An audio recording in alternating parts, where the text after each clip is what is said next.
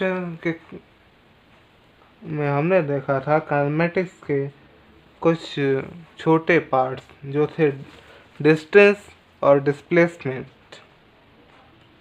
आज इस part second में आज जो हम कवर अप करेंगे वो होगा स्पीड, वेलोसिटी और कुछ ग्राफ्स भी देखेंगे हम। लेकिन वीडियो स्टार्ट करने से पहले मैं आपसे चाहूँगा कि आप प्लीज़ मेरे चैनल को सब्सक्राइब करें और बेल बटन को भी प्रेस कर दें ताकि हमारे आने वाले अगले वीडियोस आप तक जल्दी पहुंच सकें। तो let's start the video. First, speed. Speed can be defined as the total distance covered by the total time taken by the object. Speed को हम लोग ऐसे डिफाइन कर सकते हैं जैसे कोई बॉडी जितना चली है उसे उसके टोटल टाइम से डिवाइड करके, यानी कि अब कोई ऑब्जेक्ट 50 मीटर चलता है और 6 सेकेंड ले रहा है तो हम स्पीड को 50/6 करके निकाल सकते हैं। यहाँ पे एक इक्वेशन दिया गया है जिसमें आप देख सकते हैं speed equal to total distance, यानी कि जितना डिस्टेंस बॉडी कवर अप की है उससे उसके टोटल टाइम इंटरवल से हम लोग जब डिवाइड करेंगे तो हमें स्पीड मिल सकता है। इसके यूनिट्स की बात करें तो यूनिट्स SI यूनिट उसकी होती है मीटर सेकेंड, मीटर पर सेकेंड, और CGS यूनिट होती है सेंटीमीटर पर सेकेंड। ये एक स्केलर क्वांटिटी होती है। स्केलर क्वांटिटी क्यों होती है उसका रीज़न आपको इसी इक्वेशन या स्टेटमेंट में मिल सकता है बड़े आराम से। लास्ट में हमने देखा था डिस्टेंस होती है एक स्केलर क्वांटिटी क्योंकि वो किसी भी डायरेक्शन या कहीं से भी जा सकती है, उसका कोई भी एक फिक्स डायरेक्शन नहीं होता। और स्पीड डिस्टेंस पे डिपेंड करती है और डिस्टेंस एक स्केलर क्वांटिटी है और टाइम भी, तो स्पीड भी एक स्केलर क्वांटिटी हो जाती है। इसके डायमेंशन की बात करें तो L/T-1, इसे हम दूसरी तरीके से लिखना चाहें तो m⁻0 L/T-1, इसके दो फॉर्म में हम लिख सकते हैं, लेकिन बेसिकली हम इसी फॉर्म का इस्तेमाल करते हैं। अब कई तरह की स्पीड होती हैं, जैसे यहाँ पे नाम दिया गया है variable speed, uniform speed, average speed और इंस्टेंटेनियस स्पीड। तो हम यूनिफॉर्म स्पीड से स्टार्ट कर रहे हैं। तो if a body covers equal distance in equal time interval then it terms as uniform speed, यानी कि अगर कोई बॉडी कवर करे इक्वल डिस्टेंस, एक बराबर डिस्टेंस इक्वल टाइम इंटरवल में, तो उसे यूनिफॉर्म स्पीड कहा जाता है। अगर समझाने का चाहूँ तो अगर पॉइंट O से A और A to B, O से A और B, ये distance O to A x है और ये डिस्टेंस भी x A to B x है और टोटल डिस्टेंस 2x है।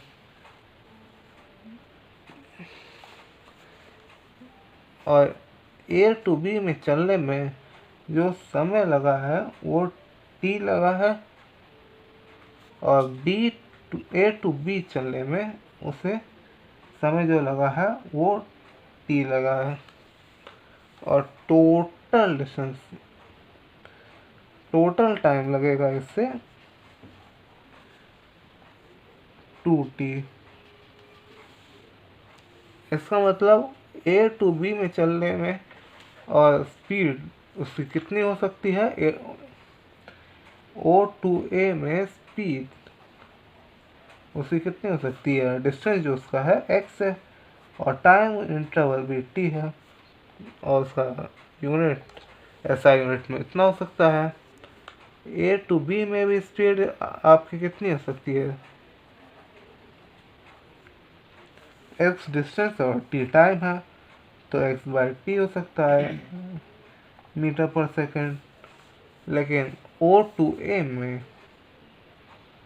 B में स्पीड कितनी हो सकती है, x और x आपका 2x होता है, और वही टोटल टाइम t और t 2t, यानी कि यह भी आपका x/t होगा।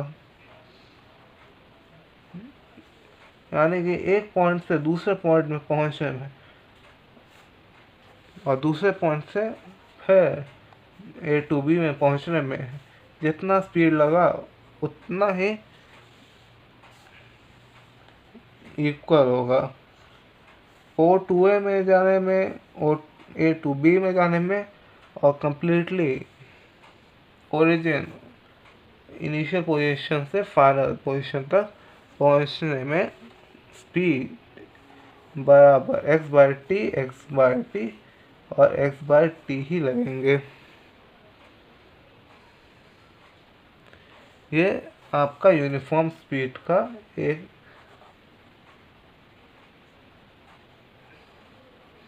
एग्जाम्पल हो सकता है। नाउ अगला देखें, variable speed. If a body covers unequal distance in equal time interval it terms as variable speed. अगला है जो वेरिएबल स्पीड, यानी कि बॉडी अनइक्वल डिस्टेंस को कवर अप कर रही है लेकिन टाइम जो है उसका इक्वल है। पहले हमने देखा था यूनिफॉर्म के लिए, अब वेरिएबल के लिए अगर हम देखें, जो वेरिएबल स्पीड, वही डायग्राम अगर फिर से रिप्रेजेंट करें, O to A and last final B, इसका डिस्टेंस जो है x1 है और इसका डिस्टेंस x2।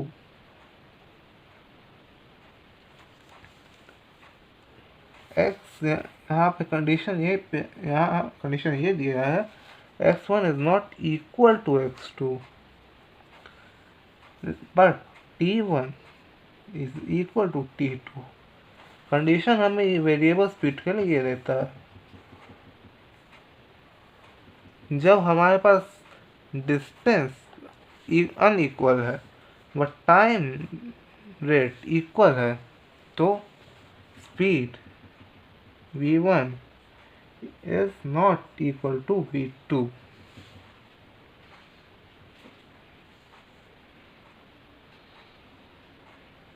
यानी कि वेरिएबल स्पीड इससे हमें समझ सकते हैं कि जब डिस्टेंस अनइक्वल है और टाइम रेट इक्वल, तो उनके स्पीड अनइक्वल रहेंगे, उनके स्पीड मैचअप नहीं कर सकते।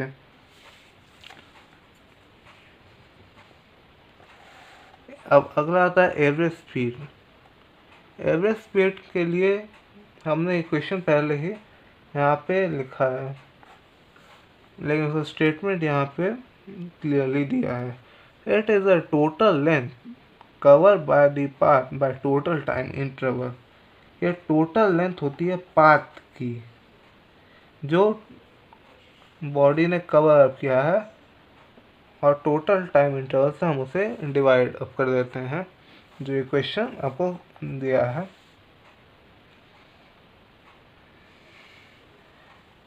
और नाउ लास्ट आता है एक इंस्टेंटेनियस स्पीड। इंस्टेंटेनियस स्पीड हमें समझने के लिए अगर एक डायग्राम हम रिप्रेजेंट करें, अगर कोई बॉडी है जो O to A जाती है और ये लेंथ x है, तो किसी लेंथ पर x0 पे उसका जो स्पीड होगा at x0 is equal to instantaneous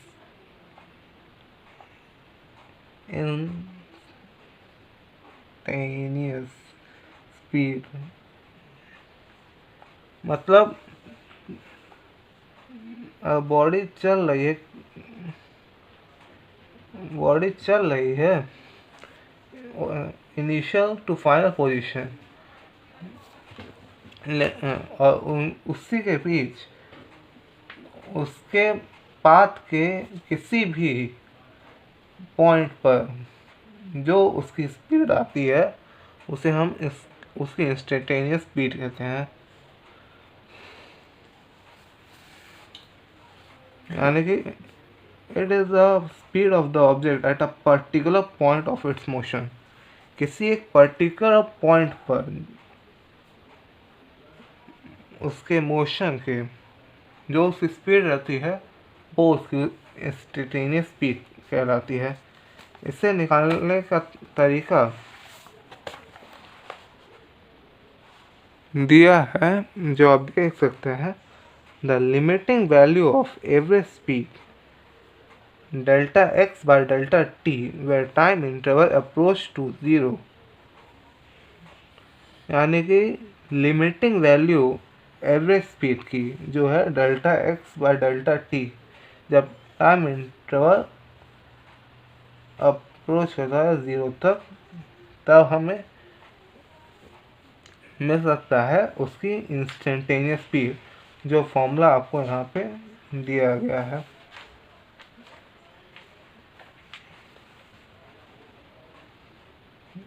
v equal to limit t to delta X by delta T, ये आपको इक्वेशन दिया गया है। और कुछ स्पेशल पॉइंट्स हैं जो आपको आगे के कैलकुलेशंस में मदद कर सकती हैं। एक स्टेटमेंट है, पहला स्टेटमेंट है, अ body cover different distance with different speed. Body cover का डिफरेंट डिस्टेंस, अलग अलग डिस्टेंस, वो भी अलग अलग स्पीड से। और कंडीशन दी गई है हमें, suppose a body covers distance S1 S2 S3 to Sn तक दिया गया है, speed V1 V2 V3 Vn तक दिया गया है। Then the average speed Va is given by, तब इस कंडीशन में उसके एवरेज स्पीड Va हम कैसे निकालें, तो उसके लिए फॉर्मूला भी आपको यहाँ पे मिलता है, S1 plus S2 plus S3 to Sn by S1 V1 plus S2 V2 plus S3 V3 plus Sn by Vn। और इसका एक स्पेशल केस, एक स्पेशल कंडीशन बनती है, if S1 equal to S2 equal to S, जब S1 और S2 equal हो जाए और S के बराबर हम उसे कंसीडर अप कर लें, यानी कि it means body covers equal distance at different speed, वो इक्वल डिस्टेंस कवर करेंगे, इक्वल डिस्टेंस जब कवर अप करेंगे, लेकिन उनकी स्पीड अलग रहेगी इस कंडीशन में, तब उसकी एवरेज स्पीड निकालने के लिए हमारे पास फॉर्मूला आता है 2s by s whole multiply by 1 by v1 plus 1 by v2। इसका डेरिवेशन तो अभी यहाँ पे नहीं करूँगा, लेकिन आपको केवल इतना बता दूँ कि इससे हमें जो रिज़ल्ट मिलता है वो आता है 2v1 v2 bye v1 plus v2, जो आपको एवरेज स्पीड निकालने के लिए मदद करेगा। इस इक्वेशन से आप एवरेज स्पीड को कैलकुलेट कर सकते हैं इजीली। इन सब के डेरिवेशंस तो आपको अभी यहाँ पे नहीं मिल रहे हैं, लेकिन ये क्वेश्चंस आपके लिए आगे बहुत काम आने वाले हैं। आगे 1.2 का सेकंड है, statement a body cover different distance in different time interval. वो डिफरेंट डिस्टेंस कवर अप करता है और डिफरेंट टाइम इंटरवल में कवर करता है। एंड डिस्टेंस भी डिफरेंट है और टाइम इंटरवल भी उसका अलग अलग है। तो स्टेटमेंट भी दिया है, suppose the body moves with speed v1 v2 to vn in time interval t1 t2 to tn, then total distance travel is s1 plus s2 to sn is equal to v1 t1 plus v2 t2 to vn to tn, और total time t1 plus t2 plus t3 to tn, ये हमें total time interval मिलता है। और average speed आपको total distance by total time interval होता है। तो टोटल डिस्टेंस तो हमने यहाँ पे ऊपर स्पीड और टाइम को मल्टीप्लाई अप करके निकाल दिया, जो v1 t1 plus v2 t2 plus v3 t3 dash dash dash to tn vn हो जाता है, और total time t1 plus t2 plus t3 dash dash dash to tn मिलता है। अब इसका स्पेशल कंडीशन अगर देखें, if t1 equal to t2 equal to tn equal to t, यानी कि सभी डिस्टेंस सभी टाइम इंटरवल इक्वल हो जाए t के, तो एवरेज स्पीड आपका v2t v3t to vnt bye t सारे सबको ऐड कर देंगे, और इन सब का एडिशन हम nt करके भी लिख सकते हैं, क्योंकि जितने नंबर ऑफ टाइम इंटरवल होंगे उसे एक टाइम इंटरवल से मल्टीप्लाई आप करेंगे तो सबका एडिशन हमें एक साथ मिल जाएगा, जो है nt।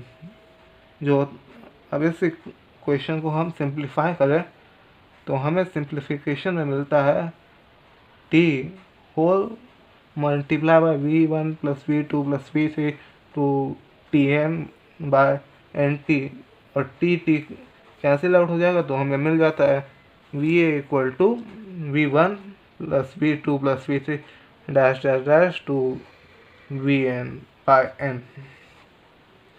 So clearly we can say average speed is the arithmetic mean of the individual speed। तो अर्थमेटिक मीन हो सकता है ये इंडिविजुअल स्पीड्स का, अलग अलग स्पीड्स का ये अर्थमेटिक मीन एक कर सकता है। एक बात ये हम कह सकते हैं। यहाँ से आगे चलें तो हमारा नेक्स्ट पार्ट आता है वेलोसिटी का। तो वेलोसिटी, जैसे कि अभी हम स्पीड पे चर्चा कर रहे थे, उस पर डिस्कस कर रहे थे, अब आता है वेलोसिटी की बात। Velocity can be defined as the rate of the change in the displacement by the time taken. जैसे कि स्पीड में था, स्पीड डिपेंड करता था डिस्टेंस पे, लेकिन यहाँ पर वेलोसिटी डिपेंड करता है डिस्प्लेसमेंट पे। और इसका इक्वेशन अगर लिखें तो displacement velocity equal to displacement by time taken. Velocity positive भी हो सकती है, नेगेटिव भी हो सकती है और ज़ीरो भी। इसका रीज़न यहाँ ब्रैकेट में मैंने छोटे में थोड़ा सा लिखा है, शायद आपको दिखाई ना दे, तभी मैं एक बार बता दूँ। Displacement can be positive, negative और ज़ीरो।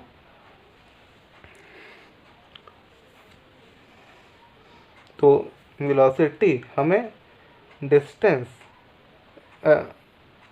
स्पीड से कम मिल सकती है या उसके इक्वल मिल सकती है, ये बात यहाँ पे हम देख सकते हैं। यूनिट्स और डायमेंशन वेलोसिटी की दोनों इक्वल होती हैं स्पीड के, जो यहाँ पे है। SI यूनिट मीटर पर सेकंड होती है और CGS सेंटीमीटर पर सेकंड होती है, और डायमेंशन इसका LT-1 होता है। जिसका दूसरा फॉर्म मैंने आपको बताया था, जो हो सकता है n पावर 0 L t-1। लेकिन जनरल फॉर्मूला हम जनरल डायमेंशन यही इस्तेमाल करते हैं। वेलोसिटी एक वेक्टर क्वांटिटी होती है। इसका रीज़न भी आपको समझ आ सकता है ऊपर के दिए गए स्टेटमेंट से या फिर इक्वेशन से, क्योंकि वेलोसिटी डिपेंड करिए डिस्प्लेसमेंट पे, और डिस्प्लेसमेंट एक वेक्टर क्वांटिटी होती है। और वेक्टर क्वांटिटी से हम जब डिवाइड कर रहे हैं टाइम को, तो हमें एक वेक्टर क्वांटिटी देगी। और जैसा कि स्पीड में था, स्पीड डिपेंड कर रहा था डिस्टेंस पे, लेकिन डिस्टेंस था एक स्केलर क्वांटिटी, इसीलिए स्पीड हमेशा एक स्केलर क्वांटिटी थी। और स्पीड पॉजिटिव हो सकती है या जीरो हो सकती है, लेकिन वेलोसिटी पॉजिटिव, नेगेटिव और ज़ीरो तीन हो सकती है। इसीलिए ये रिलेशन स्पीड और वेलोसिटी का दिया है कि स्पीड कैन बी इक्वल और greater than velocity but never less than velocity. अब कुछ different types of velocity discuss करते हैं, जो यहाँ पे नाम दिए गए आपको। पहला यूनिफॉर्म वेलोसिटी, दूसरा वेरिएबल वेलोसिटी, तीसरा एवरेज और लास्ट इंस्टेंटेनियस। पहला uniform velocity, if a body cover equal displacement in equal time interval then it's called uniform velocity. हमने पढ़ा था कुछ देर पहले यूनिफॉर्म स्पीड, उसमें हमने देखा था if a body cover equal distance in equal time interval then called uniform speed, but here it is given if a body cover equal displacement, यानी कि बॉडी इक्वल डिस्टेंस नहीं इक्वल डिस्प्लेसमेंट कवर अप कर रहा है, वो भी equal time interval में, तो उसे हम यूनिफॉर्म वेलोसिटी कह रहे हैं। और यही अंतर होता है यूनिफॉर्म स्पीड और यूनिफॉर्म वेलोसिटी का, कि यहाँ पे यूनिफॉर्म वेलोसिटी में डिस्प्लेसमेंट को हम देखते हैं, लेकिन वही हम यूनिफॉर्म स्पीड में इक्वल डिस्टेंस देखते हैं। अब आता है अगला वेरिएबल वेलोसिटी।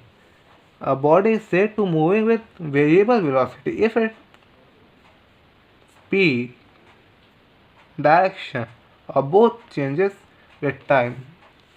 हम जानते हैं कि वेलोसिटी एक वेक्टर क्वांटिटी है, और वेक्टर क्वांटिटी कब चेंज हो सकती है? वेक्टर क्वांटिटी वैसे तो डिपेंड करती है पहला तो अपने डायरेक्शन पे, दूसरा उसकी स्पीड पर, और अगर वो एक्स एक्सिस के लॉन्ग चल रही है और अचानक से मुड़ गई वाई एक्सिस के लॉन्ग, तो भी वो चेंज हो गई। और अगर उसकी स्पीड बढ़ गई या कम हो गई तो भी वो चेंज हो गई।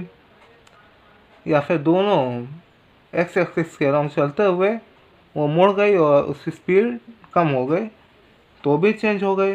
यानी कि टाइम के अलाउंग अगर स्पीड चेंज हो, डायरेक्शन चेंज हो या दोनों चेंज हो जाए, both changes with time, then it's called variable velocity। ये हमेशा ध्यान रखना है कि वो स्पीड डायरेक्शन के ऊपर ही डिपेंड है, क्योंकि वो एक वेक्टर क्वांटिटी है। और average velocity sorry, it is a total displacement to a total time interval.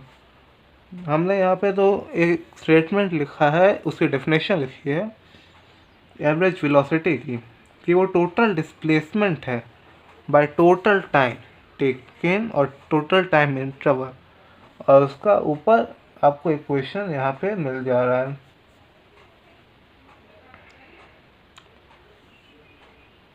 तो मेरे ख्याल से आप एवरेज वेलोसिटी समझ रहे होंगे। और लास्ट इंस्टेंटेनियस वेलोसिटी, जैसे इंस्टेंटेनियस स्पीड था कि किसी भी पॉइंट पर उसके मोशन के वक्त अगर हम एक पर्टिकुलर पॉइंट पर उसकी स्पीड निकाल लें तो उसकी इंस्टेंटेनियस स्पीड हो जाती है। और वही अगर जैसे पहले के एग्जांपल में था, अगर ओ टू ए चल रहा है कोई बॉडी, तो नॉट पर जो उसकी स्पीड निकलेगी वो इंस्टेंटेनियस स्पीड निकलेगी। लेकिन यहीं पर अगर उसका वेलोसिटी अगर मैं कैलकुलेट करूं तो वो इंस्टेंटेनियस स्पीड हो जाता है, वेलोसिटी हो जाता है।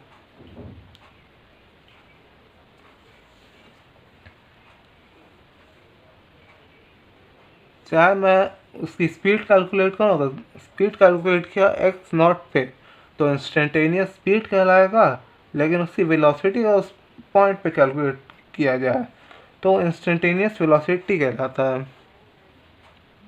यही फ़र्क होता है इंस्टेंटेनियस स्पीड और वेलोसिटी का। ये दोनों पहले की तरह हो सकते हैं कि स्पीड कैन बी ग्रेटर और इक्वल टू वेलोसिटी। ये हो सकता है पहले की तरह इनके बीच का रिलेशन एक।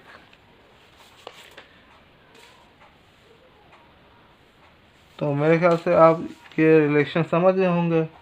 और जैसा कि पहले भी हमने निकाला था, ये भी निकलता है वी ए यानी average velocity equal to limit T delta X by delta T, यानी कि एवरेज वेलोसिटी का जब लिमिटिंग वैल्यू कैलकुलेट करेंगे और जब टाइम इंटरवल अप्रोच कर जाएगा 0 तक, तब उसकी लिमिटिंग वैल्यू जब कैलकुलेट करेंगे तो हमें मिलेगा उसका एवरेज वेलोसिटी। और ये एरो इसके ऊपर डेल्टा एक्स के ऊपर एरो इसके यहाँ पे लगा है क्योंकि ये एक वेक्टर क्वांटिटी है। वेक्टर में पढ़ेंगे वेक्टर को एक्सप्रेस करना, और वहाँ आपको मालूम पड़ेगा यहाँ पे इस एरो का मतलब क्या होता है। और इसका दूसरा फॉर्म अगर लिखना चाहें तो D X by D T कर सकते हैं। आगे चलो, जो लंबा हो रहा है, रुक जाओ, वो 25 मिनट से चल रहा है जो आपको यहाँ पे मैंने दिया है।